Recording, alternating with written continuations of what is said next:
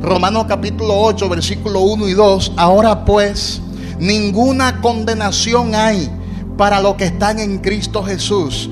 Eso significa que los que están en Cristo Jesús no van a participar de ese juicio final. Los que están en Cristo Jesús, cuando despierten de su sueño eterno, no estarán frente al gran trono blanco, porque no hay condenación para ellos. Ninguna condenación hay para ellos. O sea, los que están en Cristo Jesús no serán juzgados.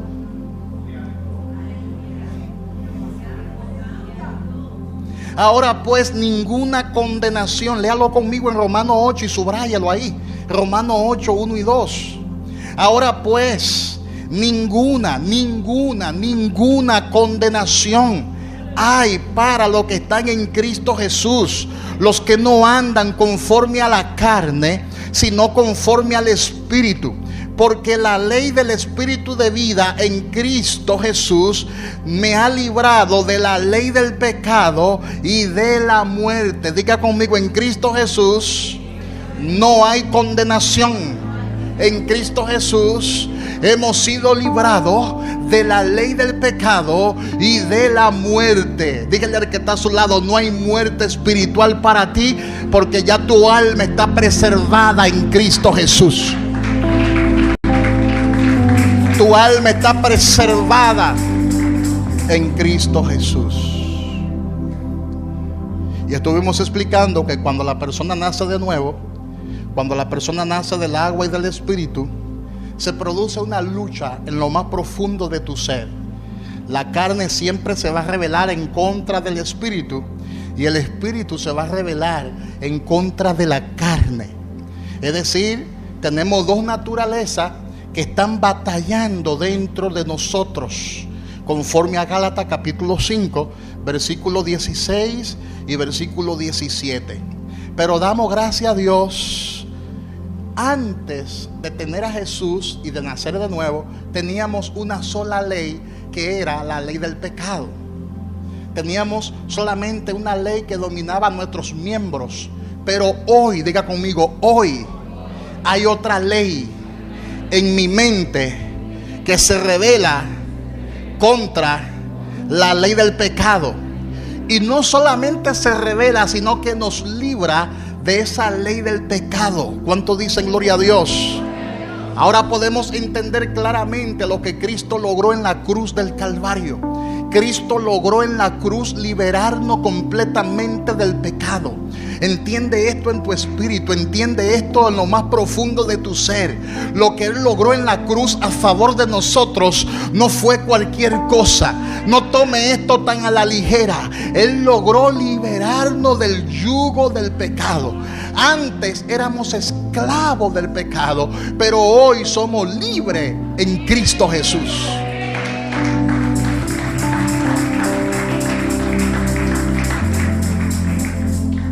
Amén. Hace algunos años en esta isla reinaba la esclavitud. ¿Cuántos han escuchado la historia?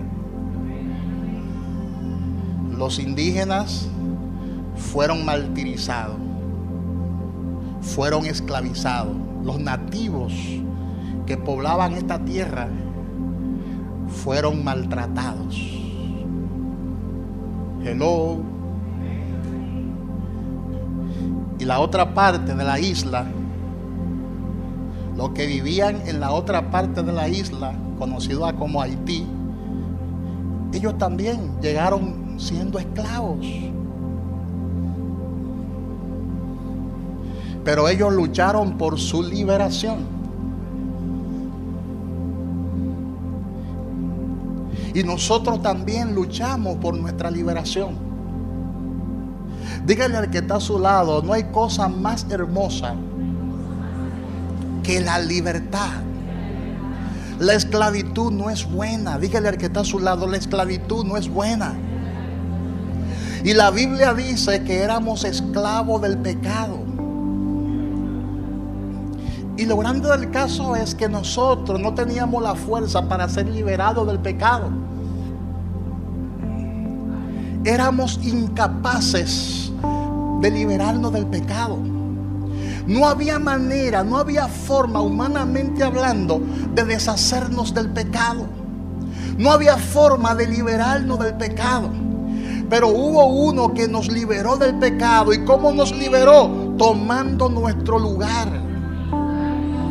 Porque hubo una criatura que se levantó en contra del Creador, porque pretendió ser igual a Dios. Y ahora Dios cambió el asunto y dijo: como tú violaste la principal ley del universo, yo voy a violar también ciertas leyes aquí en la tierra, para que la vida reine en la tierra y no la muerte. Y siendo Dios se humanó, siendo Dios se transformó en una criatura, siendo Dios se convirtió en un hombre. Y estando en la condición de hombre se humilló a sí mismo, es decir, se convirtió en un esclavo. Óyeme bien, siendo el rey del universo, siendo el creador y el sustentador de todas las cosas, no se conformó con convertirse en un ser humano, sino que dijo: me voy a humillar, me voy a humillar, me voy a humillar, me voy a humillar mucho más, me voy a humillar mucho más. Y estando en la condición de hombre, se humilló a sí mismo. Eso significa que se convirtió en un esclavo, porque el pecado cayó sobre él. La desobediencia de todos nosotros cayó sobre él. Lo que el Señor hizo por el mundo no fue cualquier cosa. A través de Jesucristo vino la vida. El espíritu de vida se manifestó a través de Cristo. Pero el precio que Él pagó fue muy grande. Él violó una ley en su propio cuerpo. Y cuando estaba en el monte Getsemaní, en vez de sudor, salió sangre de sus poros. La carga era muy grande, no era cualquier carga, la carga era muy pesada.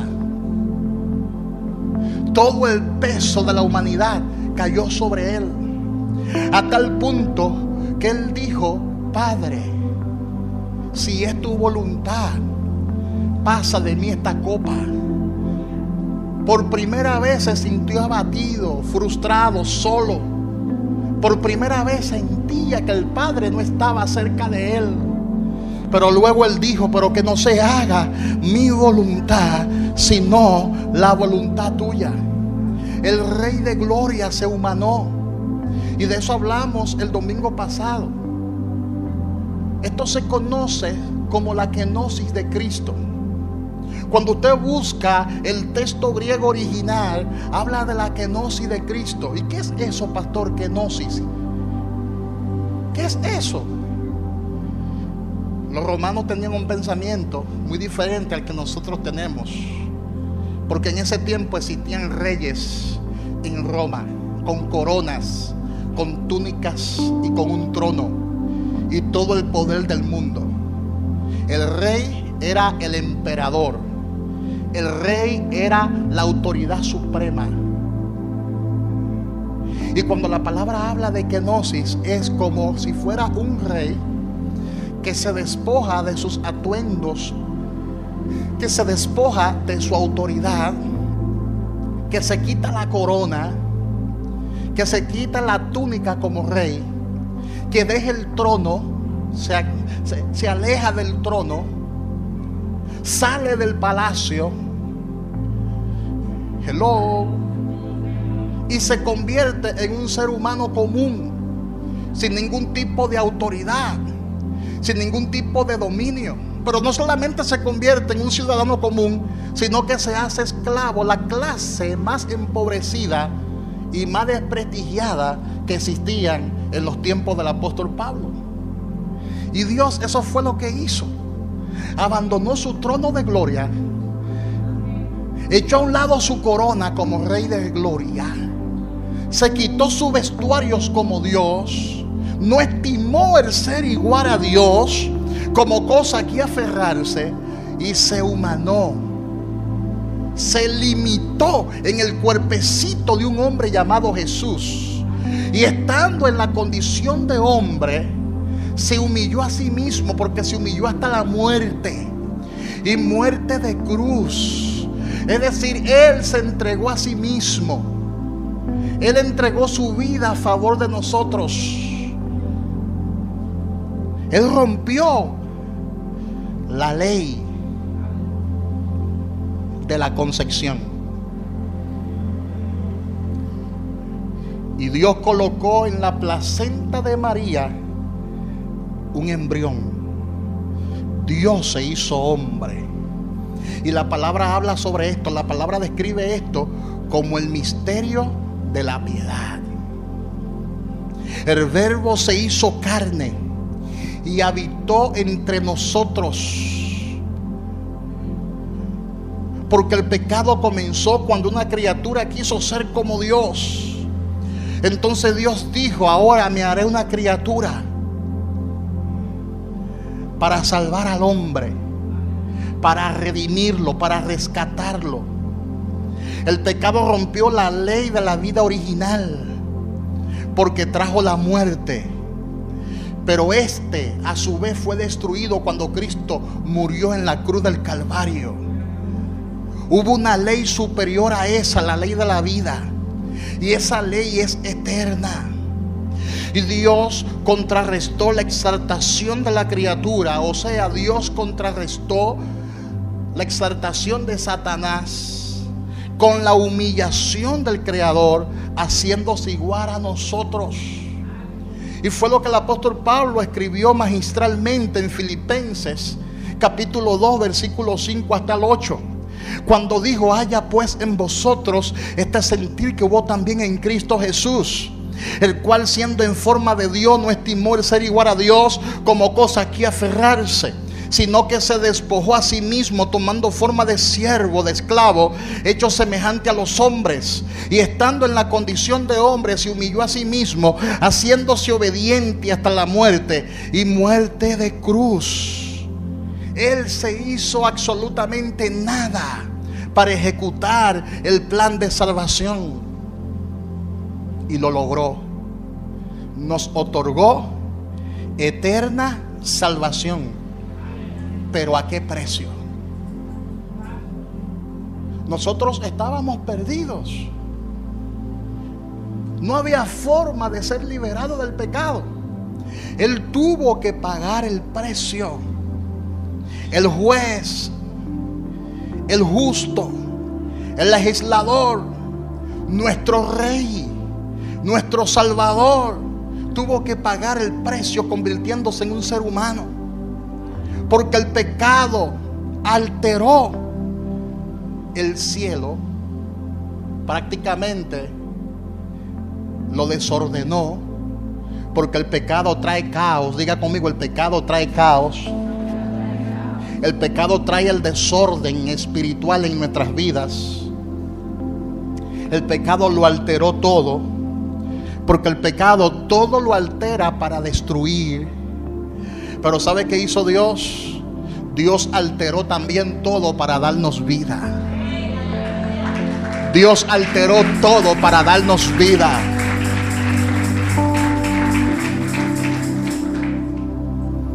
Amén. Nota que toda forma de pecado en el mundo se manifiesta en hechos contra las leyes de la naturaleza, de la creación, y contra Dios, que es el creador. Toda práctica busca alterar la creación y al creador. Y yo necesito que usted fije sus ojos en el libro de Romanos. Abra su Biblia conmigo ahora mismo en Romanos capítulo 1 versículo 20 hasta el 27, ya que el apóstol Pablo describe la alteración que produce el pecado, no solo en la creación, sino en el creador. Romanos capítulo 1 versículo 20 hasta el 27. Fije sus ojos, vamos a estudiar esto para que usted vea algunas cosas que se esconden allí en este pasaje. Dice la palabra: habiendo conocido a Dios, no le glorificaron como a Dios, ni le dieron gracias, sino que se envanecieron en sus razonamientos, y su necio corazón fue entenebrecido. Profesando ser sabios, se hicieron necios y cambiaron, subraya la palabra cambiaron, y cambiaron, porque eso es lo que busca el pecado, cambiar lo natural, alterar la creación de Dios. Cambiaron la gloria del Dios incorruptible en semejanza de imagen de hombres corruptibles, de aves, de cuadrúpedos y de reptiles, por lo cual también Dios los entregó a la inmundicia en las concupiscencias de sus corazones, de modo que deshonraron entre sí sus propios cuerpos, ya que cambiaron la verdad de Dios por la mentira, honrando y dando culto a las criaturas antes que el Creador. Lo mismo está pasando hoy en día en muchos países de la tierra. La gente venera más las criaturas que al Creador. Hello. El cual es bendito por los siglos. Amén. Por esto Dios los entrega a pasiones vergonzosas, pues aún sus mujeres cambiaron, subraya la palabra cambiaron, aún sus mujeres cambiaron el uso natural por el que es contra naturaleza, o sea, se convirtieron en lesbianas. Y de igual modo también los hombres, dejando el uso natural de la mujer, se encendieron en su lascivia unos con otros, cometiendo hechos vergonzosos, hombres con hombres, homosexualismo, y recibiendo en sí mismos la retribución debida a su extravío. ¿Te das cuenta? Este tipo de pecado, este tipo de desobediencia viola el orden mismo de la creación. Porque cuando Dios creó al hombre, varón y hembra, lo creó Dios. Pero ahora hay una ideología, se llama ideología de género, que está promoviendo la siguiente filosofía: que cuando tú naces, tú decides ser lo que tú quieras ser. Si tú eres un hombre y te crees mujer, eso es lo que tú eres. Si tú eres mujer y te crees un hombre, eso es lo que tú eres. Pero si tú eres un ser humano y te crees un gallito, tú eres un gallito. O si te crees una paloma, tú eres una paloma. O si te crees un elefante, un dinosaurio, un hipopótamo, eso es lo que tú eres. Diga conmigo, eso es absurdo. Ahora, lo que el diablo quiere lograr es ridiculizar a Dios. Con esta filosofía, el enemigo lo que está buscando es que la futura generación se aleje de Dios, que es el creador, y viole los principios mismos de la creación. Porque cada especie se reproduce, según Génesis capítulo 1 versículo 11, según su naturaleza. Si tú eres una paloma eres. Si tú eres un ser humano es lo que tú eres. Pero ellos quieren violar los principios biológicos. Ellos quieren violar los principios genéticos. Y eso es aparte de lo que es el homosexualismo y de lo que es el lesbianismo. Ellos quieren cambiar la verdad de Dios. Y quieren que países como el nuestro, que son países que honran a Dios y su palabra, que son países conservadores, quieren que estos países conservadores aprueben ese tipo de leyes, aprueben ese tipo de legislación. Diga conmigo, este tipo de pecado atrae la ira de Dios, atrae el juicio de Dios. Note el énfasis que la palabra da. Cambiaron la gloria, dice la palabra. cambiaron la verdad, dice la palabra, cambiaron el uso natural, porque el pecado es un cambio. Diga conmigo, el pecado es un cambio. El pecado es una alteración de lo que Dios ha establecido. Eso es lo que es el pecado, altera lo que ya Dios ha establecido. Pero Cristo logró cambiar todo. La redención en Cristo Jesús deshace las obras del diablo. Para eso apareció Jesús, el Hijo de Dios, para deshacer las obras del diablo. ¿Cuántos dicen gloria a Dios? ¿Cuántos dicen gloria a Dios? ¿Cuántos dicen gloria a Dios?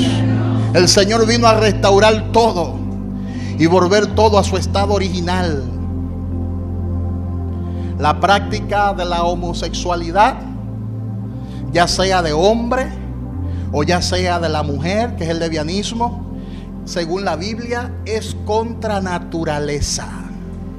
La idolatría también es una alteración, porque considera adorar hombres y también adorar cosas hechas por el hombre, artífice, yeso, ídolos de yeso, dioses de madera, de hierro, de imágenes, y personas que dibujan o diseñan aves, vacas, serpientes, ranas, y el hombre comienza a adorar esas cosas. Otros adoran el sol, otros adoran las estrellas. En vez de adorar al Creador, comienzan a adorar las cosas creadas y no al Creador. Ha llegado el tiempo de que usted adore al Creador de todas las cosas. Amén. Por eso hay tantos problemas en este planeta, porque el hombre, en vez de adorar al Creador, está adorando lo creado. Le está rindiendo culto a lo creado y no al Dios del cielo. Por eso Dios le dijo a su pueblo: oye Israel, Jehová nuestro Dios, Jehová uno es. Y amarás a Jehová tu Dios de todo tu corazón y de toda tu alma y con todas tus fuerzas. A Jehová tu Dios temerás, a Él solo servirás, a Él seguirás, por su nombre jurarás. Dios le dijo a su pueblo que Él debe ser el objeto de tu alabanza, que Él debe ser tu Dios, que ha hecho contigo todas estas cosas, cosas grandes, cosas terribles, que tus ojos nunca jamás hubiesen visto. Por eso el mundo de hoy no entiende a Israel, porque no escudriña la palabra. Ay, yo no entiendo a Israel. Si es el pueblo de Dios, ¿por qué está eliminando a tanta gente? ¿Por qué razón en esa guerra del Medio Oriente se han perdido tantas vidas? Porque Satanás tiene un propósito, y es erradicar a su pueblo de la faz de la tierra. Porque si él logra eliminar a Israel como nación, va a lograr borrar el nombre de Dios. Hello.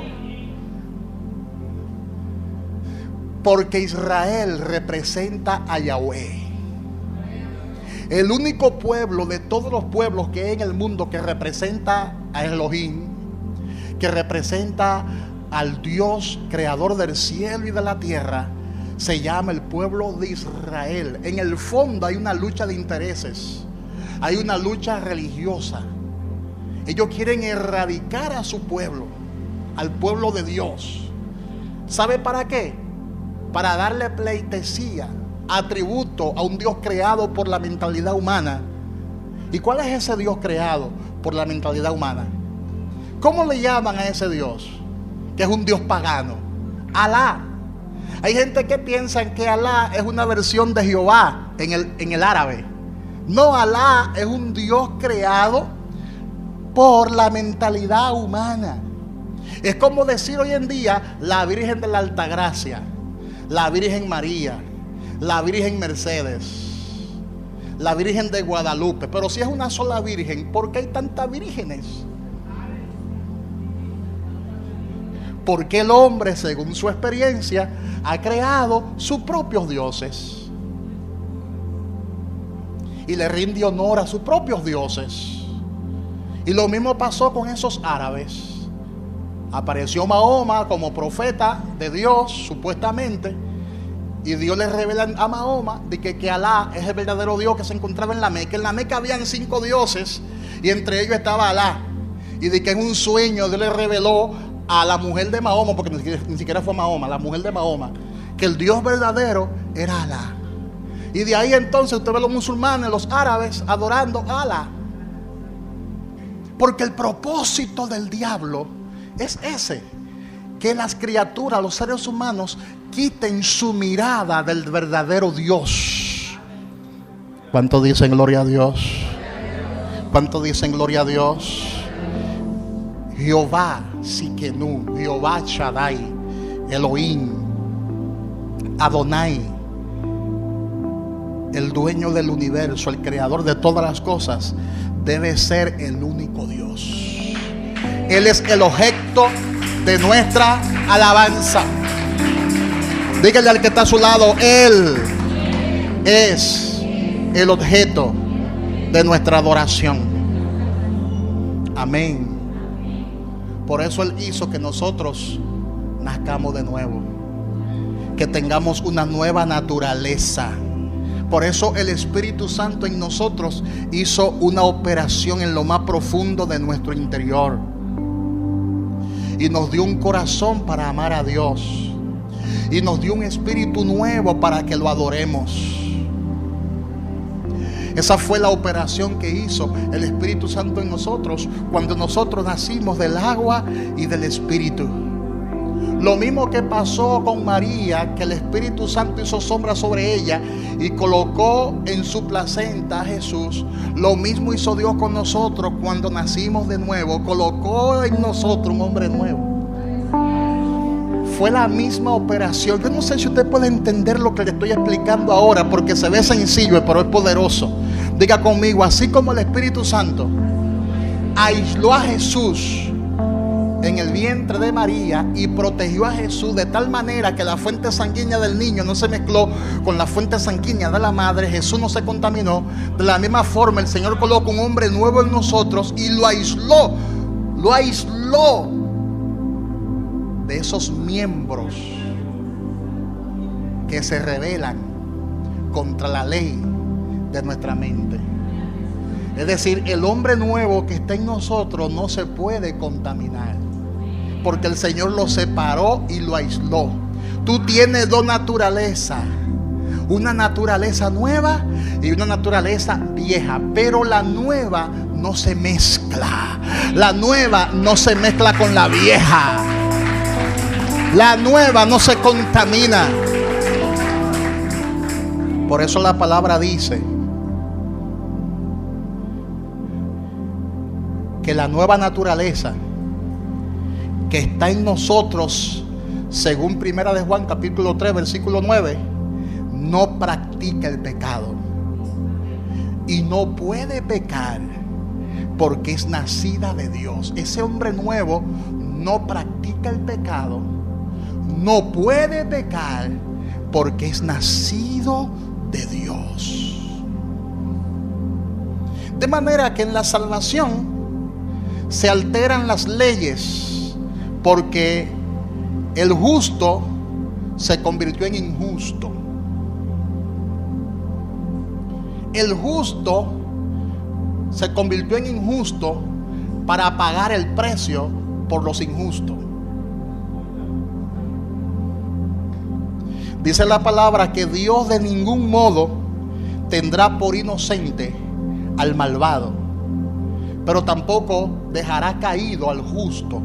Y él, siendo el justo, se convirtió en el injusto para liberarlo a nosotros de la desobediencia. Al que llaman Jehová justicia nuestra, según Jeremías 23:6. Al que llaman Jehová justicia nuestra, ahora se encontraba en agonía,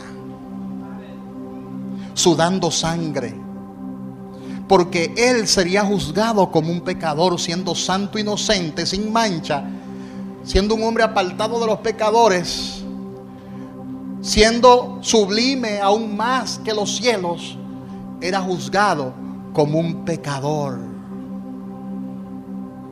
Y hay un pensamiento en el libro de los Hechos que es difícil de entender. Créame que se ve sencillo, pero este pensamiento que le voy a soltar ahora es difícil de entender. Pero cuando Pedro le predica a los judíos, les dice: matasteis al autor de la vida. Hechos 3:15. Oye, ¿qué le dice? Matasteis al autor de la vida. Y yo me preguntaba, eso forma parte de mis escritos, todavía estoy pidiéndole a Dios más revelación, pero yo me preguntaba, ¿cómo se puede matar al autor de la vida?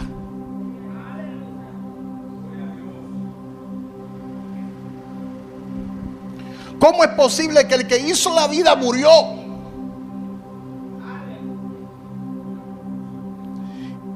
Y descubrí que ahí se alteró otra ley. Así es. Con ello se altera otra ley. Para que usted vea lo que le costó a Dios. A Dios le costó un alto precio para eliminar el pecado.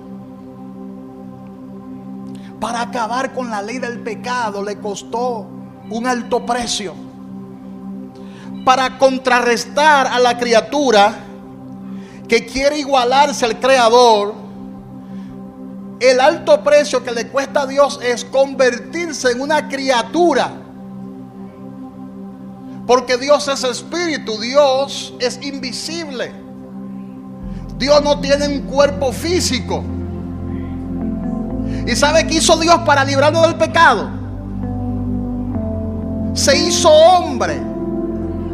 Adoptó un cuerpo de carne y huesos. Se convirtió en una criatura para terminar con el imperio de la maldad. Y fue juzgado como un criminal.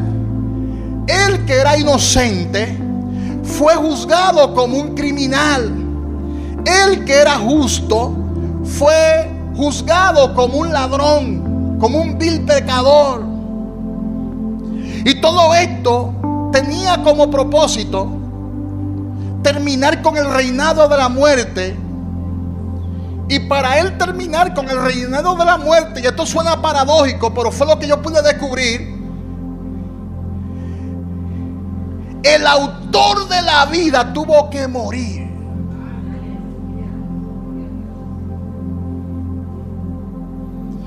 El autor de la vida se dejó matar. Catarrabasaya. Se dejó matar. Pastor, explícame eso con más profundidad. Allá voy.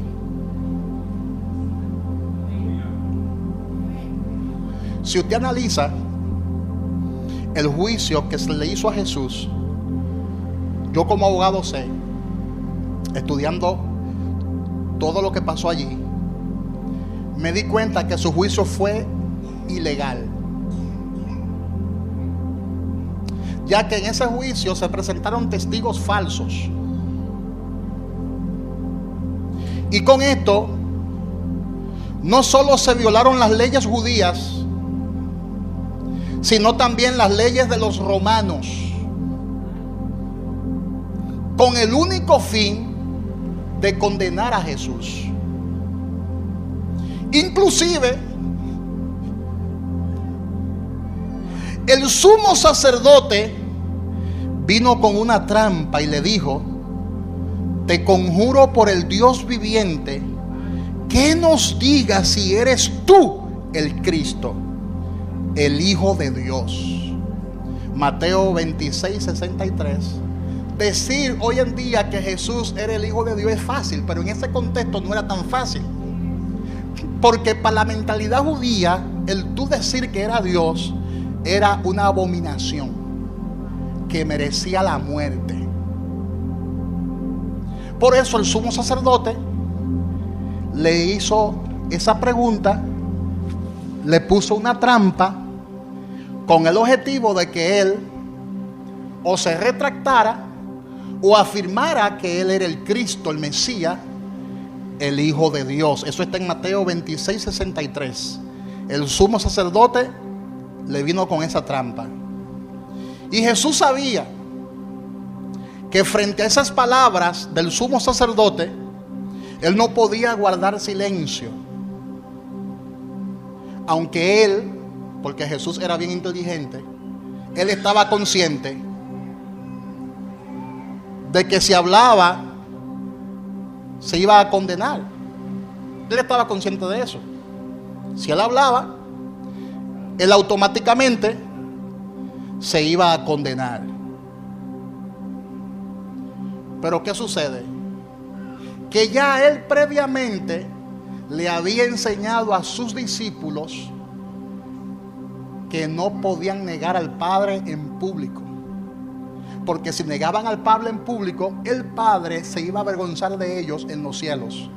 Y si él enseñó eso y le hacen esa pregunta públicamente, él no podía negarse, no podía guardar silencio, porque iba a dejar una secuela de malos ejemplos. Él no podía, ¿ve la trampa?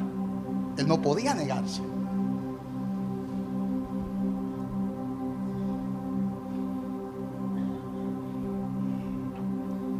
Y por eso él prefirió decirlo. Y respondiendo le dijo: tú lo has dicho. Y además os digo que desde ahora veréis al Hijo del Hombre sentado a la diestra del poder de Dios, viniendo en las nubes del cielo. Jesús sabía lo que le venía la muerte. Según Mateo 26, 64. O sea, a Cristo no le importó condenarse ante lo que era una farsa, ante lo que era una mentira, ante lo que era una manipulación. El sumo sacerdote utilizó su autoridad sagrada con fines viles.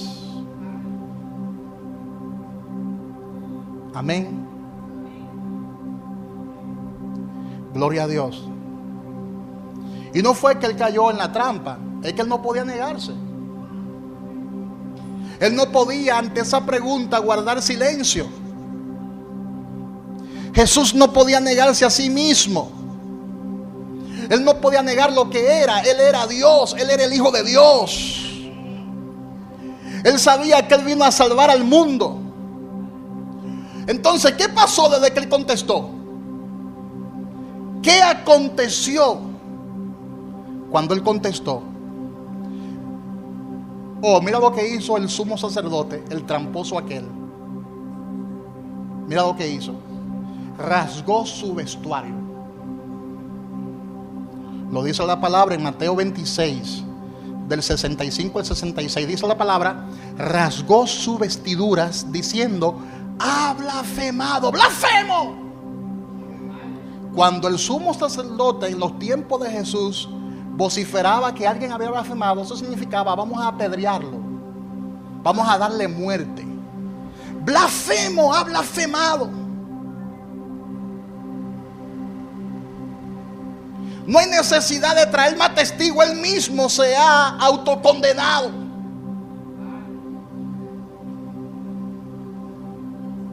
Ustedes lo están escuchando, ustedes lo están oyendo. Él está blasfemando. ¿Qué le parece esta confesión? Él acaba de afirmar que Él es Dios.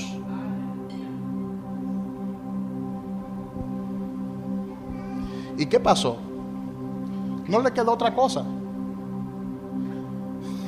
Porque ellos manipularon las leyes, tanto judías como romanas. Hubo una manipulación. Ellos manipularon el sistema jurídico, como pasa hoy en día, que muchas personas son condenadas injustamente y otros que le han robado tanto al Estado, con devolver un par de pesitos salen de la cárcel,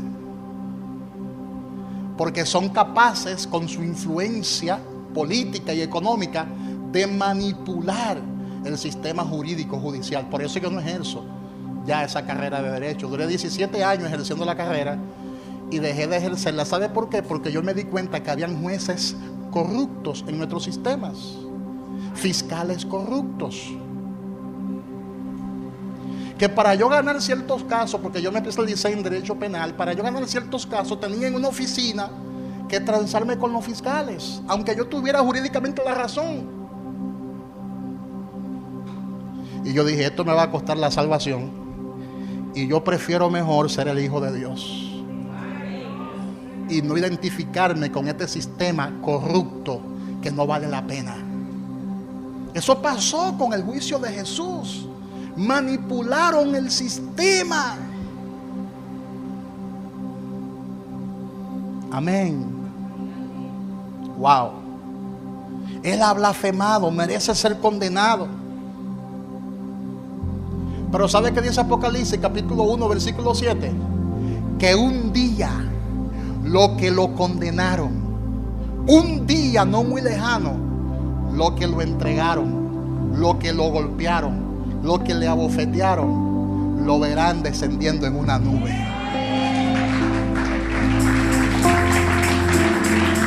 Lo verán descendiendo en un caballo blanco. Lo verán descendiendo en una nube. El Rey de Gloria en cualquier momento se aparece y se va a aparecer como el Rey de Gloria, el Todopoderoso. Un día verán al que traspasaron, un día verán al Rey con su hermosura. Un día lo verán a la diestra de Dios el Padre. Pero no tendrán ya esperanza de salvación. Usted puede ver en esta exponencia cuál fue el sacrificio de Jesús. Todo lo que le costó a Dios para salvarnos. Por eso dice la palabra en Hebreos capítulo 10 versículo 5: sacrificio y ofrenda no quisiste. O sea, para vencer el pecado y la muerte no bastaba con cualquier sacrificio o con cualquier ofrenda. Había que alterar una ley suprema para que la vida reinara. Y por eso dice en Hebreos 10:5, dice la Biblia: sacrificio y ofrenda no quisiste, mas me preparaste cuerpo. Hebreos 10:5. Y dice la Biblia que Él en su cuerpo tomó la responsabilidad y llevó la ley del pecado que cayó sobre Adán en su carne. Primera de Pedro 2:24 lo dice. Porque era necesario que Él deshiciera las obras del diablo. Es por eso que a los judíos les cuesta tanto entender el evangelio, porque la mentalidad judía no entiende que Dios se haya humanado. Ellos no pueden entender eso. No es posible que Dios, Yahweh, Elohim, el creador, se haya humanado. Eso no es posible. Para ellos eso es una locura. Eso es impensable. Ellos no son capaces de ver que Dios carga el pecado de nosotros, que la justicia cargue la injusticia de nosotros, que el que no tiene pecado ni maldad cargue en él la maldad, cargue en él el pecado. Ellos no pueden entender eso. Pero lo que la palabra dice: el autor de la vida se entregó, murió en la cruz del Calvario. ¿Sabe qué pasó? Cuando el sumo sacerdote dijo: ha blasfemado, ¿sabe qué pasó? Comenzaron a maltratar a Jesús, comenzaron a golpear a Jesús, le dieron tantos puñetazos en su rostro que desfiguraron su rostro. Por eso Isaías lo describe dramáticamente diciendo: ni hermosura le veremos, mas sin atractivo para que le deseemos. Desechado y despreciado entre los hombres, varón de dolores, experimentado en pecado. Y escondimos de él su rostro y lo menospreciamos. Le cubrían sus ojos y lo golpeaban. Y le decían: si tú eres el Hijo de Dios, adivina quién te pegó. Se burlaban de él. Lo azotaron. Recibió en su cuerpo 39 latigazos. Cuando él llegó a la cruz, no se conocía. Parecía un pedazo de carne deformada. Todavía la gente no se pregunta cómo él pudo llegar vivo a la cruz. Porque con la paliza que le dieron era para que se muriera en el proceso. Pero él tenía que llegar a la cruz. ¿Sabe por qué? Para clavar en él el pecado de todos nosotros. Dígale al que está a su lado: el viejo hombre, díselo, el viejo hombre fue clavado en la cruz, en el cuerpo de Cristo. Fue clavado el viejo hombre. Dice Pablo: sabiendo esto, que nuestro viejo hombre fue crucificado juntamente con él, para que el cuerpo del pecado sea destruido, a fin de que no sirvamos más al pecado. Eso fue lo que el Señor logró en la cruz del Calvario. En Adán estábamos muertos, en Adán estábamos perdidos, en Adán estábamos lejos de la gloria de Dios. Y Cristo, cuando muere en la cruz del Calvario, nos otorgó vida eterna y nos otorgó vida en abundancia. El cuerpo de la carne fue destruido. Dígale al que está a su lado: el cuerpo carnal fue destruido. Y no tenemos que servirle más al pecado, porque Jesús pagó el precio. Cuando dijo: consumado es, la obra la completó. No hay necesidad de tú andar en pecado. Díselo al que está a su lado: no hay necesidad de andar en pecado. Si tú naciste de nuevo, madura. Si tú naciste de nuevo, trata de dar frutos. Si tú naciste de nuevo, trata de obedecer a Dios. Amén, hermanos. Su cuerpo fue destrozado por amor a nosotros. El pecado nos separó de Dios, pero vino una ley superior que nos acercó a Dios. Cristo Jesús hizo una obra completa en la cruz del Calvario y anuló y desactivó el pecado. Dígale al que está a su lado: Cristo Jesús no solo anuló, sino que desactivó el pecado. Y piensa en esa palabra: desactivó el pecado. No sé cuántos han visto películas donde ven que una bomba está a punto de estallar. Algún terrorista colocó una bomba en el edificio. Faltan 30 segundos para que la bomba estalle. Descubrieron que ya hay un atentado o un intento de atentado. Hay una bomba en tal edificio. Y de repente aparecen los cuerpos catrenses y el equipo antibomba y se meten al lugar. Y cuando llega el técnico, el especialista antiexplosivo, observan que solamente quedan 10 segundos para que todo estalle en pedazos. ¿Y sabe qué hace? Abre la bomba y observa que dentro del artefacto explosivo hay varios cables. Hay un cable rojo, hay un cable blanco, hay un cable verde, hay un cable negro. Hay varios cables. Y está con la pinza, con el objeto cortante en la mano.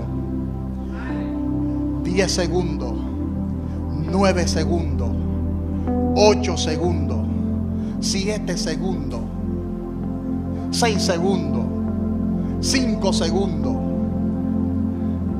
y la gente está afuera nerviosa.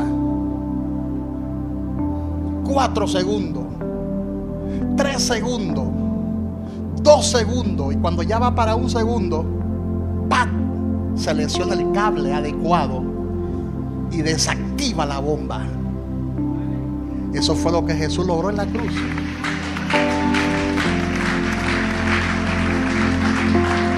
Dígale al que está a su lado: Jesús logró en la cruz desactivar el poder que el pecado tenía en contra nuestra.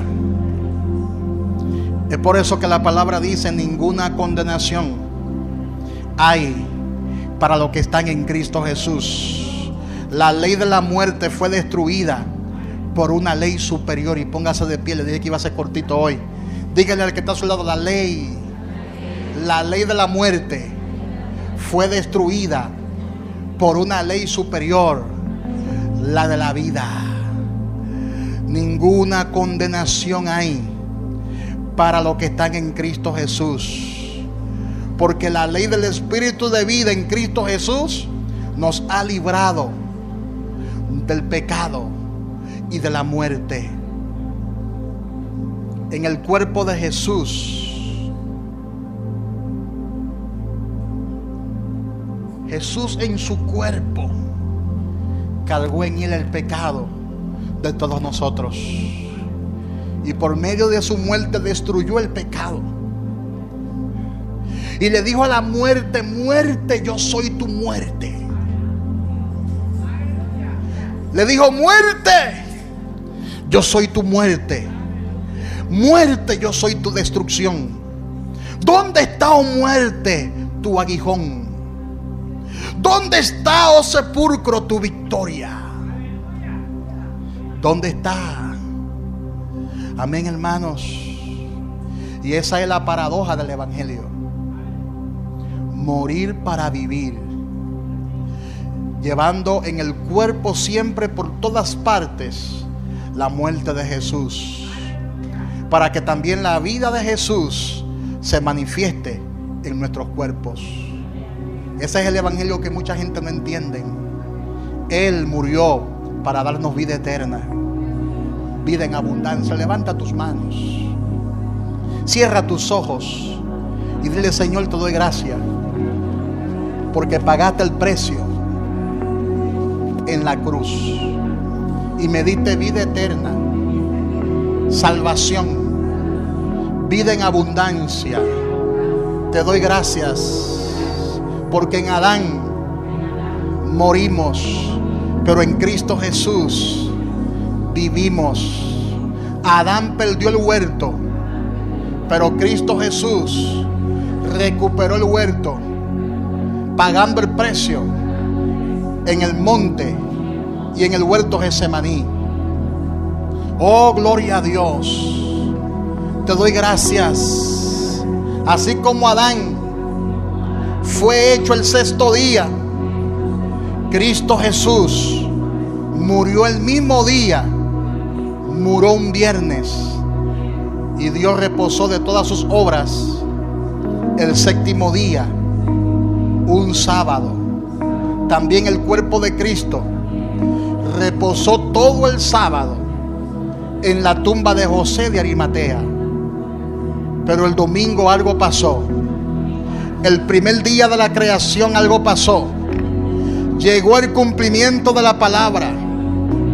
Jesús se levantó de entre los muertos y le dijo a la muerte: muerte, yo soy tu muerte.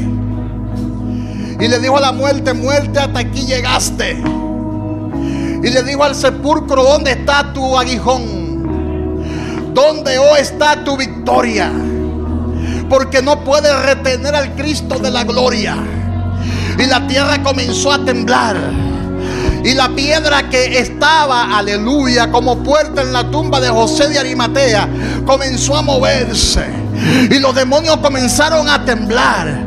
Y el reino de las tinieblas comenzó a temblar. ¿Sabe por qué? Porque Él se levantó de la tumba. Él se levantó de entre los muertos y dijo: yo soy la resurrección y la vida. El que cree en mí, aunque esté muerto, vivirá. El que cree en mí, aunque esté muerto, vivirá. Yo soy el Dios Todopoderoso. El infierno no puede detenerme. El Hades no puede detenerme. El santo no verá jamás corrupción. Levanta tus manos y comienza a darle gracias a Dios por lo que Él logró a favor de nosotros en la cruz. En la cruz. En la cruz. Por eso el que cree en lo más profundo de su corazón que Jesús murió y resucitó, la Biblia dice que es salvo. Porque con el corazón se cree para justicia y con la boca se confiesa para salvación. ¿Cuántos creen que Jesús es el Señor? ¿Cuántos creen que Él se levantó de la tumba? Si usted lo cree con todo su corazón, la Biblia dice que eres salvo.